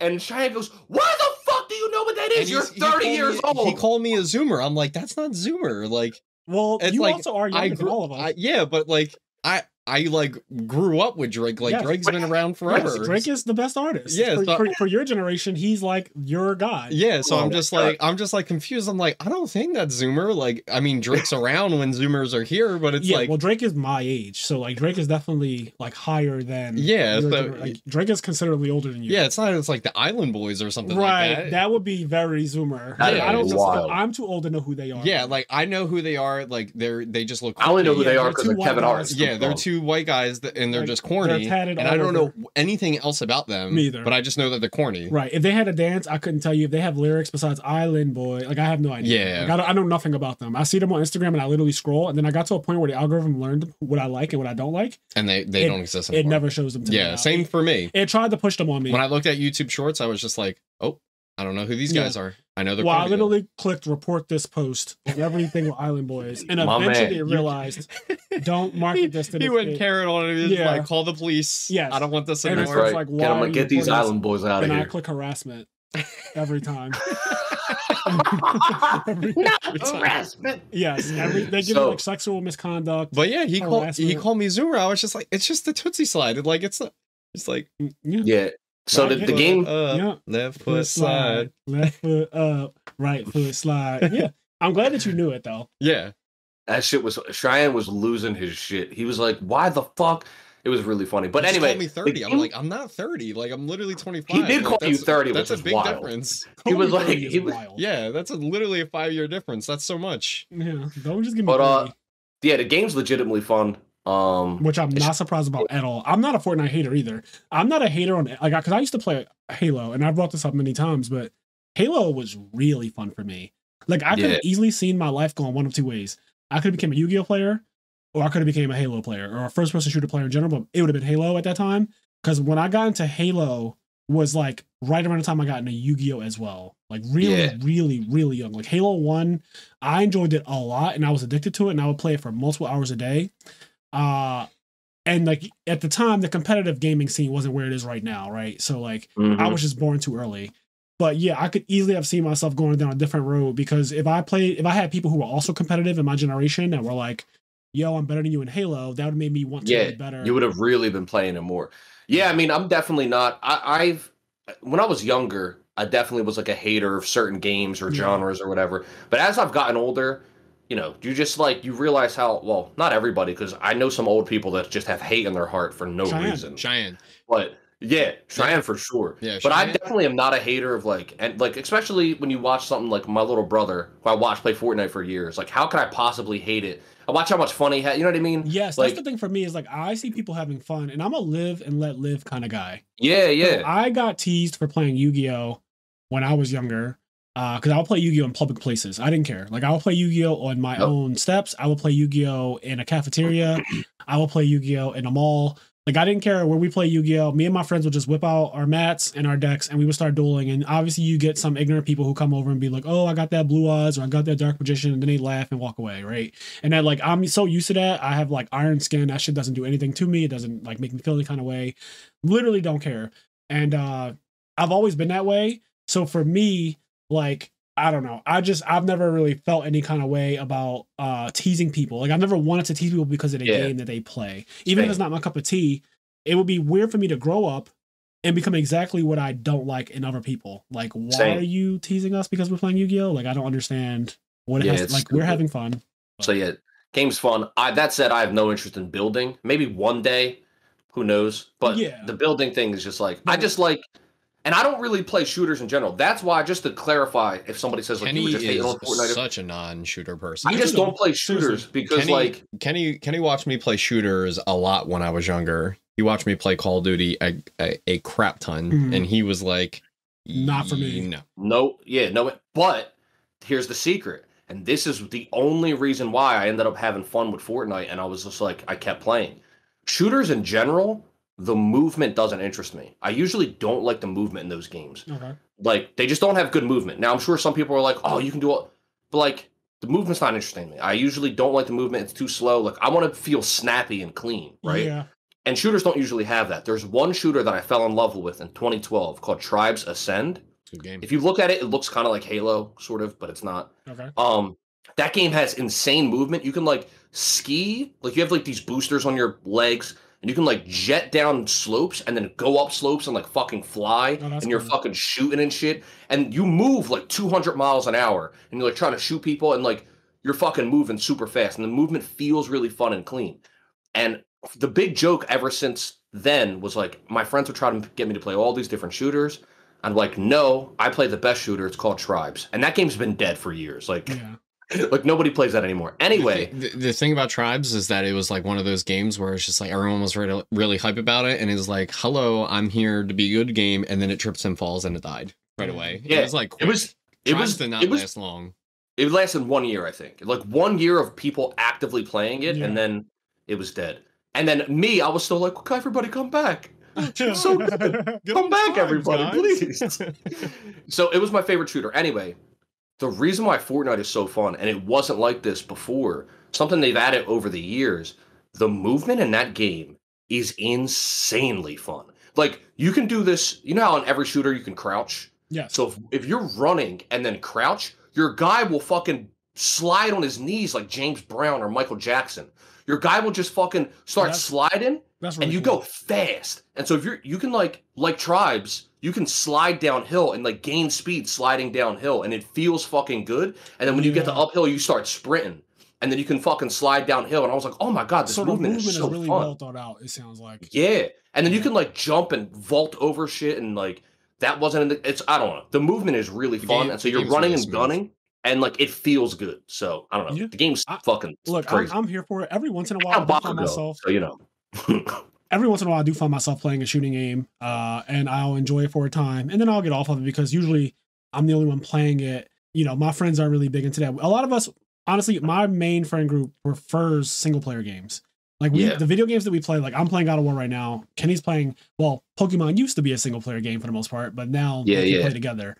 But I like Yu-Gi-Oh! And Yu-Gi-Oh! Is a single player game. It is a single player. Modern Yu-Gi-Oh! Is very single player. Yeah, exactly. You like your Flunderies deck, which does not require an opponent. To shifter somebody and summon Rabina F you don't need a person sitting in front of you to do that.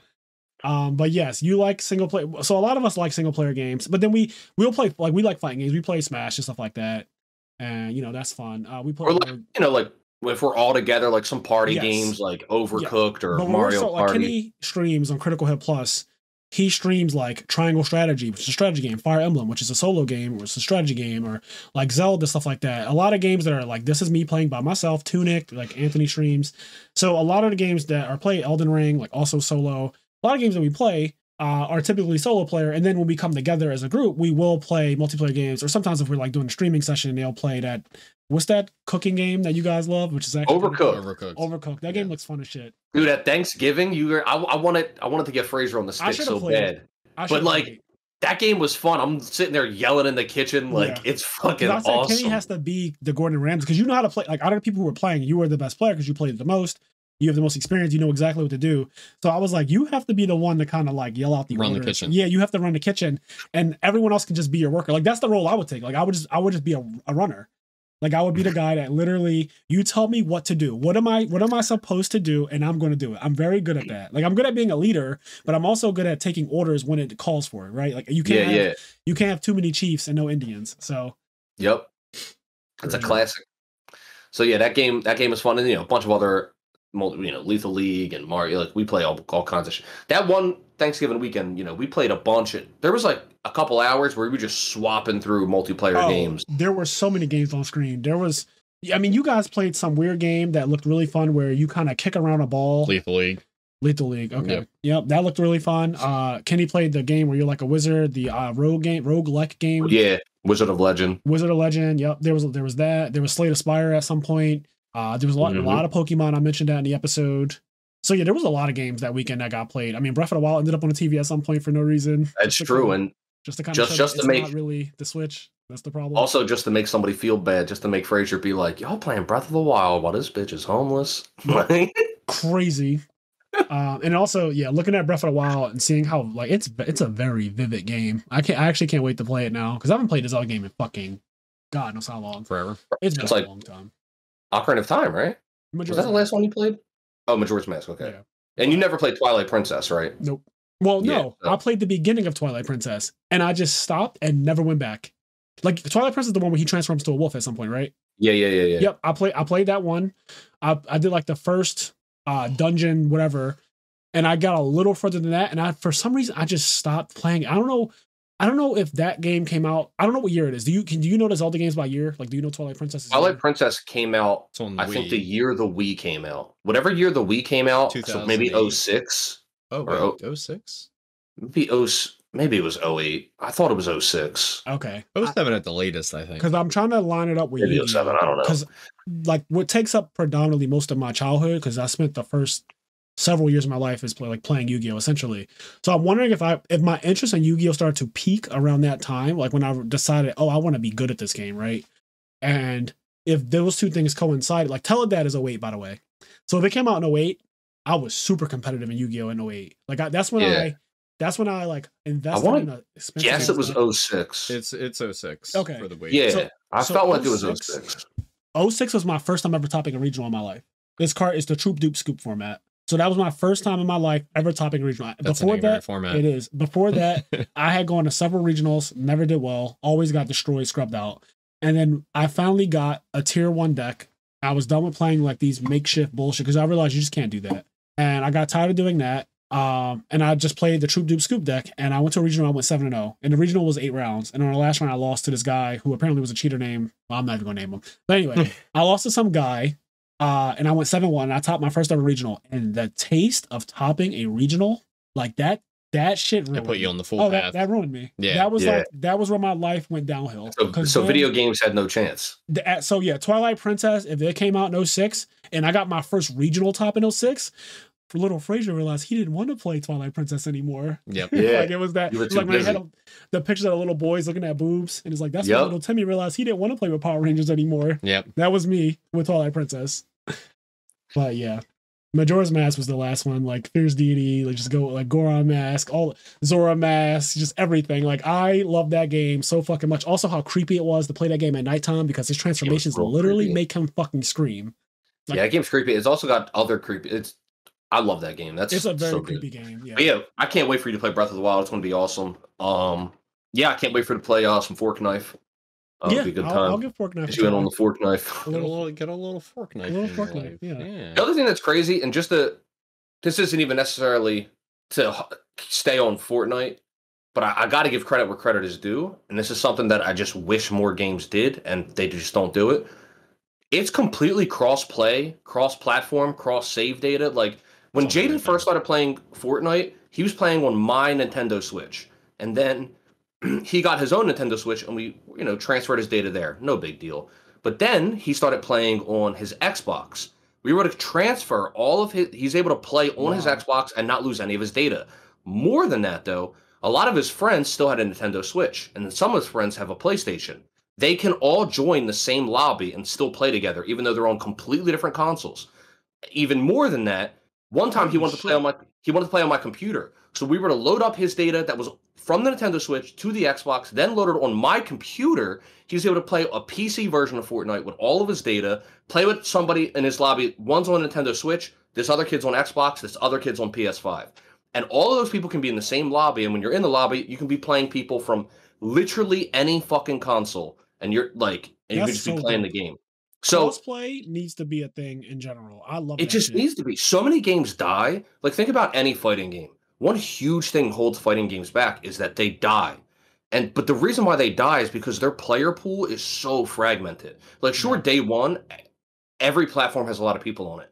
But as time goes on, and this isn't just fighting games, every single game loses a player base as time goes on. Because, like, there's a new shiny thing. Yes. You need an integrated player base with all the consoles being able to in the same pool to keep the player base healthy. That way the game doesn't die. Yeah. But like fighting games are horrible at doing that. But a game like Fortnite, not only is it really fun, one of the reasons why I really think it's also been able to thrive is the player base never feels like it falls off because it has every console imaginable, nothing segregated. Even mobile, all together. Everything. What was funny is that we got into a game of Fortnite and we did the no building mode, which is the way less populated mode. Of course. And we got into a game in 5 seconds.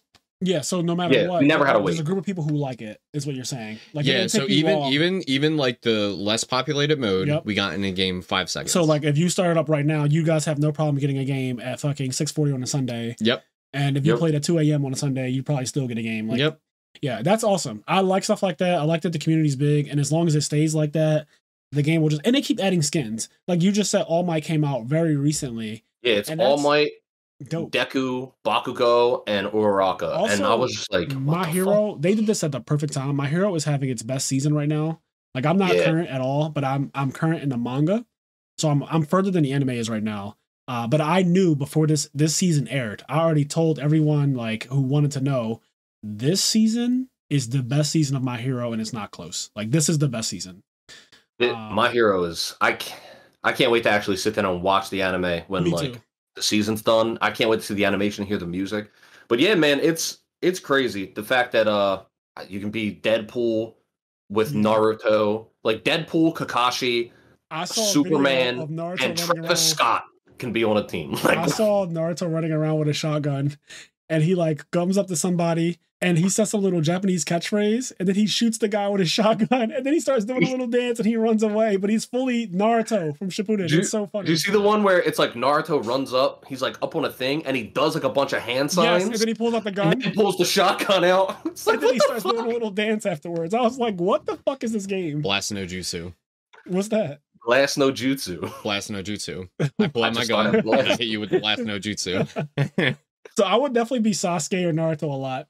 Because I think it's funny. That's what Kenny went. He went Itachi. Oh, what? He's in the game? Yeah, Itachi's in the game. Yeah. Oh, you can be Itachi. Fortnite is so fucking broken. Did they reach yet? Not yet, but what's so cool is that they had Fortnite started off with just like all of their original characters, and they had like skins where like it was like a guy with a hamburger head and shit like that. And then as time went on, I guess they made a lot of money. They were to do licensing. Grande too. They eventually did like Star Wars and Marvel, and like they had that point in time where like they had like Spider-Man in the game, but then all of a sudden they had Iron Man, Captain America, and they had the entire Avengers, right? And then it was cool because like a little thing happens and it opens the door. So anyway, they had like no anime characters in the game, and then they added Naruto. Yeah, it was Naruto, Sasuke, Itachi, and Sakura. Yep. And then they saw how, I guess, successful that was, and a couple months passed. They're like, all right, well, here's Goku, Vegeta, and Beerus. Goku and them. and now we have My Hero, and Bleach is back now. People are excited about Bleach. So I think they're going to end up adding all the Bleach characters that are relevant once this season of Bleach concludes, because Bleach is apparently, I've been seeing this posted a lot on my Facebook timeline, but apparently Bleach is the best anime out right now as far as rankings. Like it is ranked number 1 every week, because they do this like weekly ranking in Japan thing, and Bleach is ranked number 1 right now. So let me tell you something though. All right, this is where I would love if Bleach got added, because what 4 characters do you think they would add?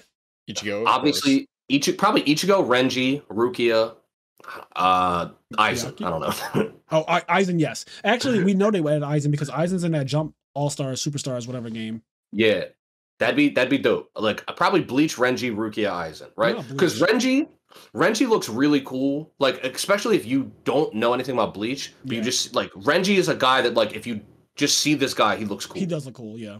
So probably Ichigo, Renji, Aizen, probably Rukia, something like that. Yeah, I can see that. Yeah. So. But with the My Hero update, and this is something that gets cycled out, but right now, because it's like My Hero's the main update, you can get a gun that is the all-for-one power, and like your arm glows. And you can, when you use it, you get up and you do like, you hear Deku's voice clip play, and he goes like, Detroit Smash. And that's really cool. You fucking do it. Levels houses. And it levels houses. And it has like an AoE like splash that like knocks everything really far. Like what happened was, I don't know if it was Kenny or if it was Cheyenne, but one of them did like the Deku Detroit Smash on my downed body, like to revive, because there was like people on top of me, and they did it around me and they set me flying. Yeah. And I was just like, what are you doing? I'm flying now. Is that special to just that character or something? Like, no. So anybody can pick it up. It's like an item that spawns in the map. You can literally pick it up, and it seems to be like a one-time use thing. Right. You like charge up the punch. It takes a while to charge. It does a lot of damage. It breaks like all breakable like objects that you like shoot it at. That's really cool. And it has like this big blast. If you're in it, you just get sent flying. And I was downed, and they were like, "Oh, we gotta save him." And I don't know who it was, but someone was charging the Detroit Smash on top of me. It's like, don't worry, here it comes. And I'm like, no, don't do this. And I start flying like in the air. I'm like 50 feet in the air away from them. I'm like, well, now it's harder to get me. But we were just laughing because it was just fun. It was hectic. Yeah. But listen, when they added Goku, they added the Kamehameha, right? But now that's not in the game. It gets rotated out. Okay. Bro, if they add the Getsuga Tensho, and you hear Ichigo, like when you use it. Oh, like they add like the Black Getsuga Tensho. Yes. Oh my god. That would be fucking fun, because that move is wild. Yeah. Like that move is when he did that. So we watched episode 1 of Bleach, I think, because we did an episode of like Chainsaw Man, Bleach, My Hero or something. And when he did the Black Getsuga Tensho, when he went Bankai, whatever, and the guy had to basically defend himself against it, he's like, what the fuck? Like that shit was real. That move looks so cool, because it's a black energy beam or laser or whatever you want to call it, but it's outlined in a color. Like it has like a red outline of energy to it. It's so subtle, but it's so cool. And then in base, it has like the blue energy on it. They need to do that for me. They need to add Ichigo, and let me get that Getsuga Tensho going. I also just love Ichigo's Bankai uniform. Like that, his fucking get up is so cool looking. Like he just looks really cool, and the sound it makes when he goes Bankai, that like chain rattle sound. Like, I don't even know how to describe it. That sound is just cool. Dude, what would be cool? Like right now, I'm just like, because they did the All Might thing where you're like Small Might, and then you can taunt and become All Might. Yeah. If they add Ichigo, it'd be cool if he was just like in his regular outfit, and then he would like he put his hand out and he says Bankai, and he fucking changes his outfit. What the hell? Also, I almost forgot, but Bankai is the reason why Bleach is one of the most popular animes of all time. Like, the word Bankai, whatever the fuck that means, is just literally one of the best things about that anime. Like, saying it in high school used to drive it was so cool. Like, Bankai! Yeah, the way, it's awesome. Yeah. So, really. I don't know, Fork Knife is fun. So, you actually did something interesting this weekend that I was expecting it to be fully cursed, but it's only cursed in a sense of like, I know you're joking anyway, but it's only cursed in the sense that I would never expect you go into the dark side. 100%. Yes, I would never expect him to be playing Fortnite with his weekend, but here we are. We evolve every day. We evolve every day. We find new things that we like and that we never thought we would like. I mean, at one time, I knew there was no way you would have ever guessed. That's what I did. Gun to my head, if you gave me 1,000 things to guess what you did with your weekend, Fortnite would have been nowhere near 1,000. I'm not even kidding. If I could literally write down 1,000 things, gun to my head, things that you did this weekend, Fortnite would be nowhere. I would be so dead. I would get the 900 and the person would start laughing behind me. Like they would just start chuckling like, you're so fucking dead, kid. Like, you're fucking dead. But all right, before we get out of here, let me give a shout out to the people on our Patreon. As we always say, thank you so much for supporting the IMNerd Podcast. We really appreciate it. We're going into a new year. We also still have to record the extra episode for the month of December. So if you guys have suggestions of what you want to hear for the Patreon exclusive episode, please message me or hit us up on the Discord server in our podcast suggestions channel. Also, we haven't had any in a while, but listener letters. If you want to send in a listener letter to the podcast, send it into IMNerdpodcast@gmail.com and we will read it aloud on the show and discuss it. Again, that's IMNerdpodcast@gmail.com. Also, I'll just put our link tree or something in the description of this episode so that way you can see where to send the listener letters to for people interested in that. But yeah, check out our Patreon. Again, we started our new Master and the Pupil series where me and Stengo, we go around playing Dueling Book and we record the duels and upload them. They're usually an hour long and it's really been fun. Like, we had a lot of fun. We have 10 episodes recorded and we have 5 of them actually uploaded right now to Patreon. That zombie episode was wild. We have a lot of wild episodes. So yeah, I lost my shit. I think that's the next one. It needs to be a clip. Yeah, I think that's the one. I'll work on getting. You got to get that posted. That one is funny. The people will see it and they'll be like, okay, well, this is definitely worth it to take a look. That one is really fun. I lost my shit, but yeah, check out the Master and the Pupil series on our Patreon. Also, the first 2 episodes are available on our YouTube channel as a taste of what it is, and then our Patreon has the rest of the episodes. So if you're interested in that, again, I'm their podcast on patreon.com. But before I say anything else, let's give a shout out to Connie, Austin, Leon, Quest, Garen, Xavier, Hylian, Dimitri Barnes, Alexander Brissett, Vinny Casello, Giovanni Avalos. Oh, shout out to you, Giovanni Avalos. I saw you got, I think it was 13th at your regional this weekend, unless there's another person with that exact same name. But I was looking at Facebook and I always tend to look at who topped the regionals or who did well at regionals over the weekend. And I saw your name was pretty high up there. So yeah, shout out to you for that. Alex Flamer, Omri Reynolds, CJ, WK.1, Dan Variable, First to Home, S. Akuma, Mitchell Niles, Midwest Gaming, Demetrius Sophiridis, Vince Marquette, Dallas Bailey, Roz Weiss, Nick Stango, Hansel, our 2-time national champion. Actually saw Hansel at the regional and he was watching me play Edison and he was talking about the Blackwing deck and other decks and the Lightsworn deck. And he was talking about how the Lightsworn deck that I'm currently playing, the one that I copied from the RBET rulers, it doesn't play Wolf at all. And he was saying man, I really would want to play Wolf in his deck just to sack it out even harder because Christie is broken, but also just getting free 2100 Cyber Dragons. I feel like that was Hanzo coming in. He's like, let me put a little modern. I want to put a little modern Yu-Gi-Oh in it. That's what it is. It's you want the free advantage for. I want to do everything. You want to do the most, right? Yeah. But Christie's already enough or whatever. We talked about Edison format in general, and maybe he'll play that. He's been trying to convince me to play modern, which is still just not on my bucket list. But maybe he'll play some Edison. Vincent Zen, Sarah Maria, Sunny Top Cup Podcast, Alex Ahern, Philip Campa, Jalen Haskins, Arali Melfi Slump, Kang Petty, Chris Lin, and Jeff Luang. Again, thank you guys so much for supporting IMNerd Podcast. And I think that's pretty much all I have. I think we're pretty much out of here. So we are going to be taking our monthly, we do a break every month. We do 2 episodes where we don't record. So because this is a Christmas and New Year's, it'll be around that time. So the last week of the year, essentially, we'll be off for that week. And then we'll be returning, was it January 4th? So that Wednesday, we'll be recording and dropping the episode on January 5th. But yeah, you guys still get another episode this coming Wednesday. And that'll be the last one. And we should be having a Yu-Gi-Oh guest for this last episode of the year coming up. So I've got that scheduled. It was actually going to be today, but we pushed it back. So yeah, we'll be recording. The next episode will be a Yu-Gi-Oh episode to end off the year. And we've had a lot of good guests this year. I'm really appreciative of everybody who joined the IMNerd Podcast as a guest this year. And I hope to have a lot of you guys back in coming years and new people as things develop and grow. But yeah, check out our link tree if you want to follow us and subscribe to us. Leave reviews if you feel like it. All that good stuff. All of the good stuff, baby. Yep. And as I always say, do the things that make you happy, including playing some more Edison format. Format is getting really fun and a lot more people are getting into it. So. Or eating with a fork and a knife. Fork knife thing. Fork knife. We'll catch you in the next one. Peace.